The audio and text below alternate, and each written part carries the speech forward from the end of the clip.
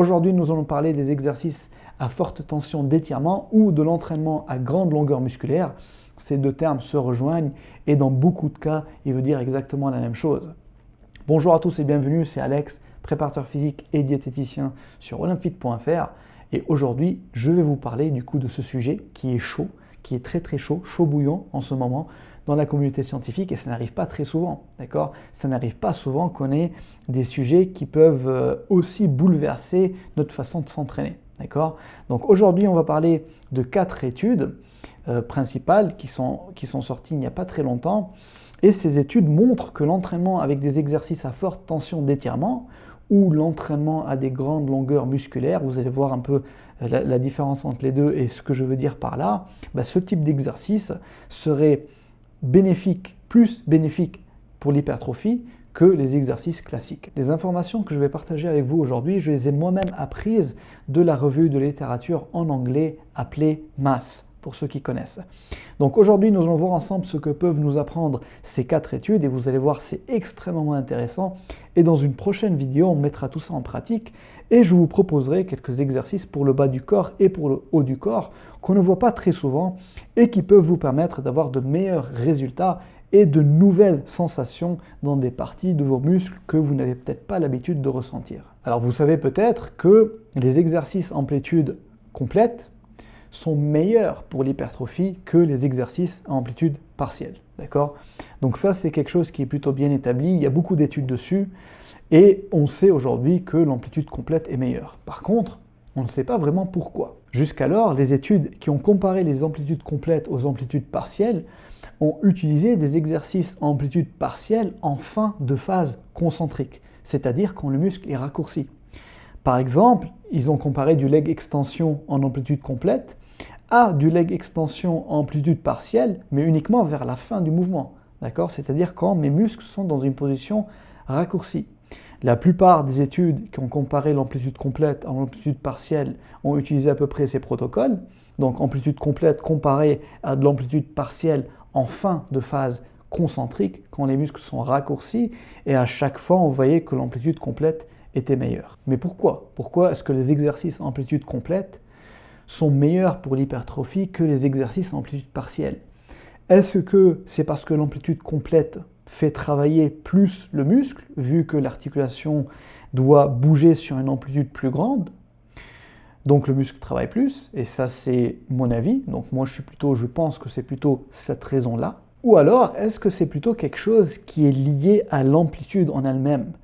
Est-ce que l'amplitude complète est meilleure parce qu'elle fait travailler le muscle dans des positions étirées, alors que l'amplitude partielle, telle qu'elle a été étudiée jusqu'alors, ne faisait travailler les muscles qu'au niveau de la fin de la phase concentrique dans des positions raccourcies. D'accord ? Donc il n'y avait pas de position allongée. Donc la question intéressante à se poser devient, est-ce que l'amplitude complète est meilleure parce qu'elle fait plus travailler le muscle, ou alors est-elle meilleure parce qu'elle inclut le travail à grande longueur musculaire, avec le muscle en position étirée.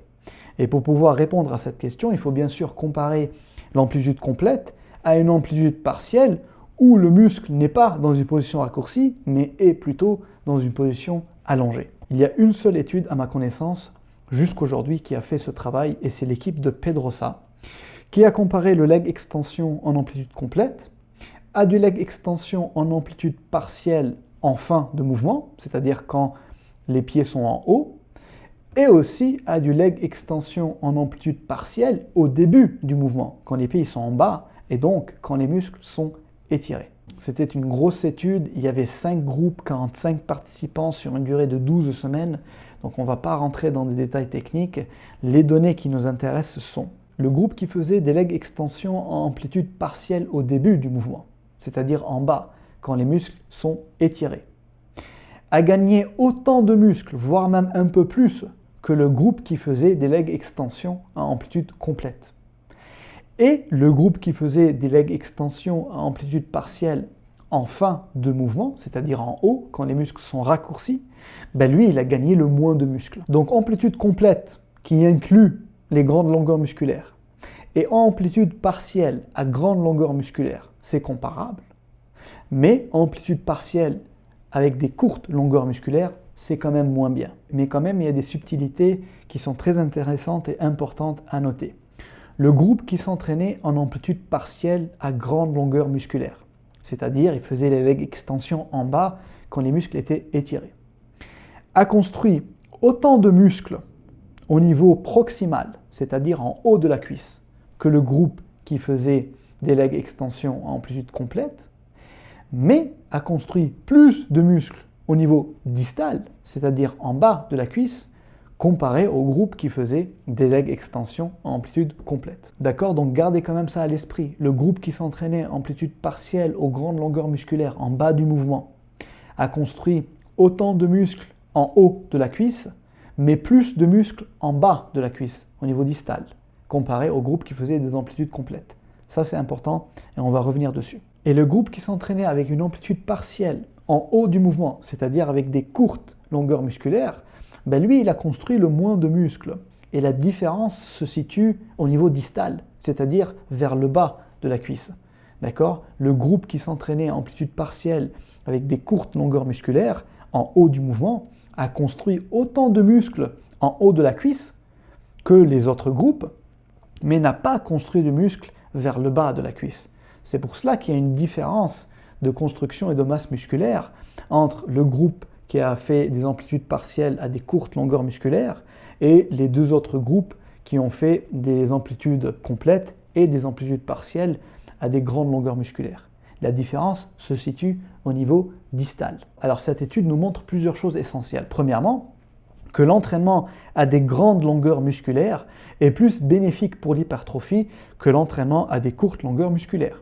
Ça c'est clair. Les groupes qui s'entraînaient à des grandes longueurs musculaires, c'est-à-dire quoi? C'est-à-dire le groupe qui faisait une amplitude complète et le groupe qui faisait une amplitude partielle vers le début du mouvement, quand les muscles sont étirés. Donc ces groupes-là s'entraînaient à des grandes longueurs musculaires, puisque le groupe qui faisait des amplitudes complètes, l'amplitude complète inclut les grandes longueurs musculaires.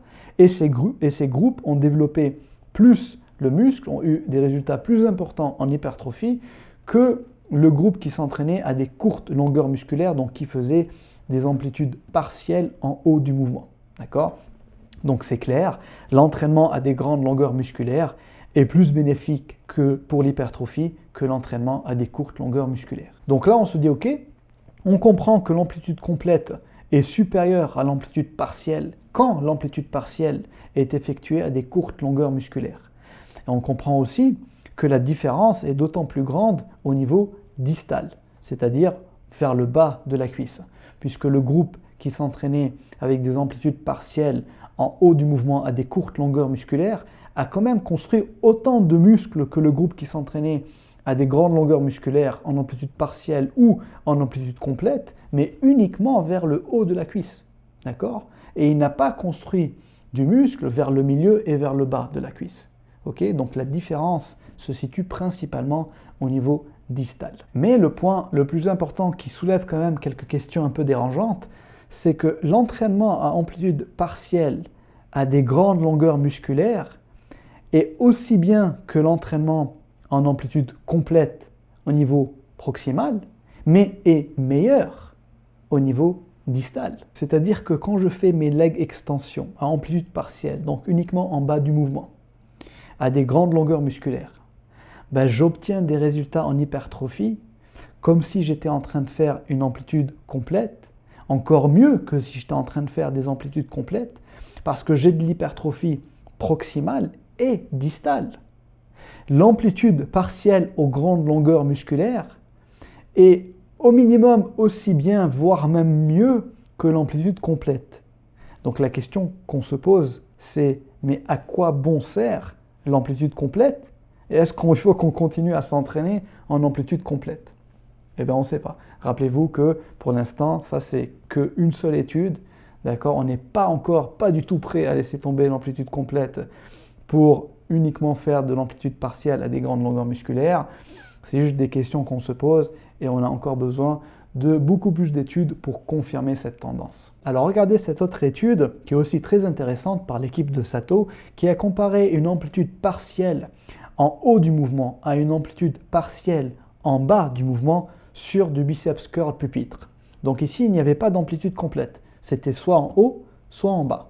Et les résultats rejoignent ceux de Pedrosa, dans le sens où le groupe qui faisait une amplitude partielle en bas du mouvement, quand le biceps est étiré, il a construit plus de muscles que le groupe qui faisait une amplitude partielle en haut du mouvement. Et la différence se situe encore une fois au niveau distal, c'est-à-dire que le groupe qui s'entraînait en bas du mouvement a construit aussi bien autant de muscles en haut du biceps que le groupe qui s'entraînait uniquement en haut, mais a construit plus de muscles en bas du biceps comparé au groupe qui s'entraînait uniquement en haut. Alors ceci nous montre encore une fois que l'entraînement à des grandes longueurs musculaires est supérieur à l'entraînement à des courtes longueurs musculaires et que l'entraînement à des grandes longueurs musculaires permet le développement de l'hypertrophie au niveau distal, mais aussi au niveau proximal, tout aussi bien que l'entraînement à des courtes longueurs musculaires.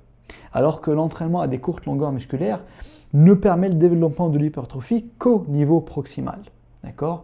Et il ne permet pas de développer plus l'hypertrophie au niveau proximal que l'entraînement à des grandes longueurs musculaires. Donc vous voyez un peu le truc. À première vue, on aurait pu penser que ok, je fais mes biceps curls à des courtes longueurs musculaires pour développer plutôt le haut du biceps, et je fais mes biceps curls à des grandes longueurs musculaires pour développer le bas du biceps. Mais en fait non, quand je fais des biceps curls en haut, effectivement j'ai une hypertrophie proximale, mais quand je fais des biceps curls en bas, j'ai une hypertrophie proximale et distale. C'est-à-dire que je suis en train de faire d'une pierre deux coups, c'est quand même génial. Et regardez ici deux autres études, donc très rapidement. Alors ici les auteurs n'ont pas comparé des amplitudes complètes à des amplitudes partielles, mais ont plutôt comparé des exercices à forte tension d'étirement à des exercices où les muscles n'étaient pas aussi étirés. Comme par exemple des leg curls assis, versus des leg curls allongés. Donc on sait que les ischio-jambiers sont des muscles biarticulaires. Quand on les travaille en position assise, ils vont se retrouver étirés parce que la hanche est en flexion. Et quand on les travaille dans une position allongée, ils vont se retrouver raccourcis parce que la hanche est en extension. Pareil pour les triceps. Les chercheurs ont comparé des French press à la poulie basse, d'accord, donc avec les bras au-dessus de la tête pour étirer le triceps, et des triceps extension à la poulie haute avec les coudes près du corps. Donc on sait très bien aussi que le chef-long du triceps est un muscle biarticulaire, et quand on porte les bras au-dessus de la tête, on a ce triceps qui se retrouve dans une position allongée, d'accord, surtout le chef-long du triceps. Et encore une fois, on remarque quoi ? Que les gains en hypertrophie étaient plus importants avec les exercices à forte tension d'étirement. Je ne vais pas rentrer plus dans les détails de ces études, bien sûr, je vous laisse tout dans la description de cette vidéo si vous avez envie d'aller plus loin. Donc pour conclure, rappelez-vous la question qu'on s'était posée. Est-ce que l'amplitude complète est meilleure que l'amplitude partielle parce qu'elle fait plus travailler le muscle ? Ou alors est-elle meilleure parce qu'elle inclut le travail en position étirée ou en position allongée ? Et donc bien sûr, grâce à ces études, maintenant on sait plutôt que c'est la deuxième proposition. L'amplitude complète est meilleure pour l'hypertrophie, non pas parce qu'elle fait plus travailler le muscle, suivant une amplitude plus grande, mais plutôt parce qu'elle fait travailler le muscle suivant une position où celui-ci est étiré. Donc l'entraînement à des grandes longueurs musculaires pour l'instant semble prometteur, mais attention bien sûr, ceci ne sont que quelques études, une seule étude même pour être plus précis, et il nous faut bien sûr encore beaucoup plus pour éclairer ce sujet, surtout que ces études ont été faites sur des sujets qui ne sont pas vraiment entraînés. D'accord ? Donc ça, c'est vraiment une grosse limite. Mais ceci n'empêche pas d'attiser notre curiosité et d'essayer de voir si ça marche.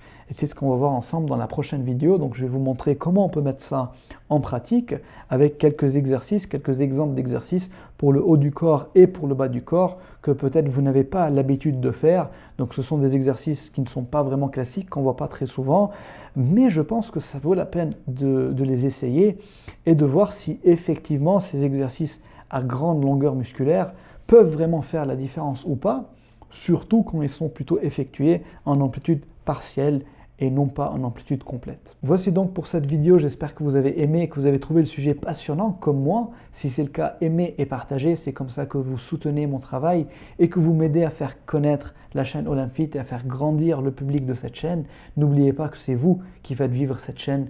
Merci encore et à bientôt dans une très prochaine vidéo.